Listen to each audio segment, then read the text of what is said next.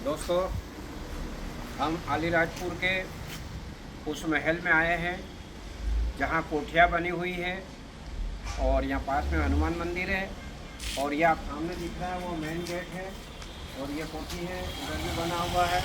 आइए हम ले चलते हैं। मैं Raman Singh Solanki advocate legal awareness के लिए और अलीराजपुर के इतिहास की जानकारी के लिए मैं वीडियो बनाता हूँ। आप कोऑपरेट करें, सहयोग करें, सब्सक्राइब करें, लाइक करें, शेयर करें, कमेंट करें। आइए।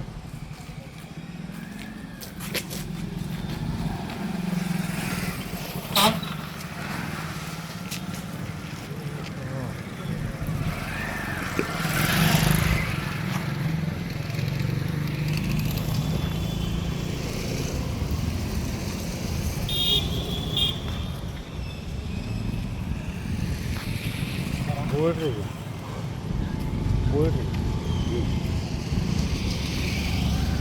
इधर जाके मैं बताऊँगा। थोड़ा आगे चलो, आगे फ्रंट पे ये है कोठी। सर प्रताप सिंह जी ने इसको बनाया था, महाराजा साहब के द्वारा बनाई हुई है। और जब ये 1800 में सन 1800 ईस्वी में यहाँ पर अलीराजपुर का विकास कार्य शुरू हुआ था, जो निरंतर चलता रहा और आज इस स्थिति में है।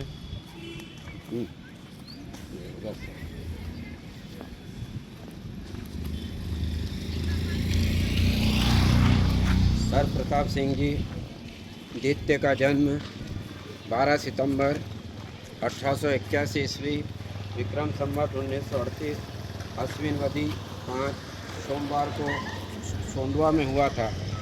सोंडवा यहाँ से 20 के 25 किलोमीटर है।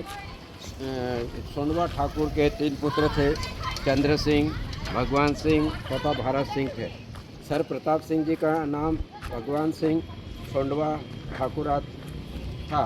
अलीराजपुर राज्य के पूर्व शासक विजय सिंह के पिता का नाम चंद्र सिंह था। विजय सिंह तथा सर प्रताप सिंह जी द्वितीय चचेरे भाई थे। सन 1924 में महाराजा द्वारा अलीराजपुर प्रताप इन्फेंट्री की स्थापना की थी। इसे स्टेट फोर्सेस भी कहते थे। फतेह सिंह जी को कर्नल के पद पर नियुक्त किया गया था। उन्हें प्रताप इन्फेंट्री का चीफ कमांडर भी नियुक्त किया गया था। प्रताप इन्फेंट्री ने देवगढ़ बाड़िया में युद्धाभ्यास में भी हिस्सा लिया था। 1927 में महाराजा प्रताप सिंह जी ने 1927 में श्री जगदीश सिंह गहलोत से संक्षिप्त में अलीराजपुर राज्य का इतिहास लिखवाया था। वहाँ से भी मुझे संकलन प्राप्त हुआ है। मुझे अलीराजपुर इतिहास की सामग्री डॉक्टर क़यामुद्दीन पठान, श्री अनिल सिंह जी तंवर, पूर्व बैंक प्रबंधक और लियाकत पटवारी जी के द्वारा दी गई थी।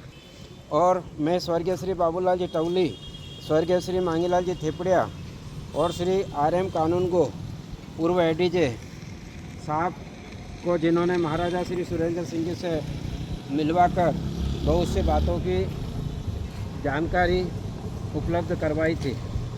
दोस्तों, ये अलीराजपुर के सर प्रताप सिंह राजा का ऐतिहासिक धरोहर है और इसकी रक्षा सुरक्षा करना शासन का काम है, लेकिन शासन ने इसकी ओर ध्यान नहीं दे रहे हैं। इस वजह से यहाँ पर ये महल, ये कोठियाँ और आसपास जो मंदिर है वो सब ऐसी अवस्था में है कि इनका कोई जीर्णोद्धार करने को तैयार नहीं है, इन पर कोई खर्च करने को तैयार नहीं है, इन पर कोई ध्यान नहीं दे रहा है, न शासन न प्रशासन। और यहाँ पर कई कार्यक्रम अलीराजपुर नगर के आयोजित होते हैं और यहाँ पर गणगौर माता का अषाढ़ा राजपूत समाज के द्वारा यहाँ पर राजा के समय से आज तक बराबर निरंतर अगस्त में यहाँ पर उनका माता जी को लाया जाता है, जो 60, 70, 80 माताओं के रूप में यहाँ पर होती है। इसलिए हमारा तो यह शासन प्रशासन से कि इनको संरक्षित रखा जाए, ताकि आने वाली पीढ़ी को पता चले कि हमारे राजा महाराजा किस तरह से कोठियों में, महल में रहते थे, उनके महल की कोठियाँ कैसी थी। और उनकी ये शिव मंदिर यहाँ पर बना हुआ है, जहाँ पर राजा का परिवार पूजा अर्चना करते थे और आज भी अच्छी स्थिति में है। लेकिन यहाँ पर ऐसा सुना है हमने कि इसको बेचने की तैयारी हो रही है और इसको ख़रीदने वाले भी हैं। अगर इसको बेच दिया और ख़रीद लिया तो ये सारी कोठियाँ, सारे राजमहल, सबका बुरी तरह हाल होगा, ये सब नष्ट हो जाएंगे, तोड़ दिए जाएंगे। इसलिए इनको संरक्षित किया जाना चाहिए ताकि आने वाली पीढ़ी को ये मालूम पड़े कि हमारे पूर्वज जो हमारे राजा महाराजा थे वे किस तरह रहते थे। दोस्तों, मैंने आपको सर प्रताप सिंह जी के कई विकास कार्य बताए हैं। सर प्रताप सिंह जी ने विद्यालय, शैक्षणिक संस्थाएं, खेलकूद गतिविधि के लिए फतेह क्लब तथा Sir Pratap Singh higher secondary school, normal school, Edward सप्तम विद्यालय की स्थापना 1902 में की थी। प्राथमिक विद्यालय, इंग्लिश स्कूल, उर्दू स्कूल भी खोले गए थे। न्यायालय के दीवानी और फौजदारी आपराधिक मामलों के न्यायालय भी खोले गए थे। यहाँ अपने कानून नहीं थे, ब्रिटिश कानून पर ही आदेश व फैसले किए जाते थे।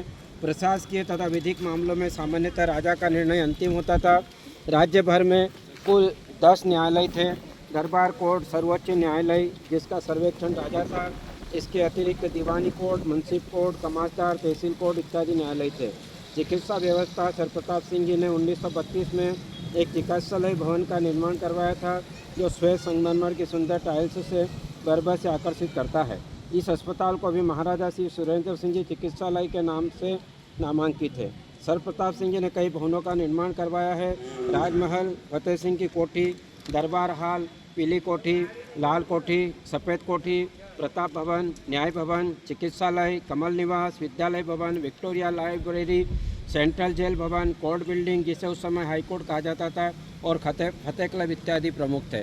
दोस्तों, ये हमने आपके सामने ये बताया है। मैं रमन सिंह सोलंकी एडवोकेट, ये आपके समक्ष 42वां वीडियो एपिसोड प्रस्तुत किया है। इसे आप कमेंट करें, सब्सक्राइब करें, लाइक करें और शेयर करें। और हम आगे आपको इसके बारे में महाराजा सुरेंद्र सिंह जी के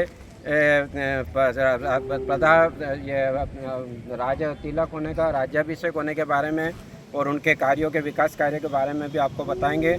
अभी आज के लिए इतना बहुत कुछ है। धन्यवाद। जय हिंद, जय भारत, वंदे मातरम।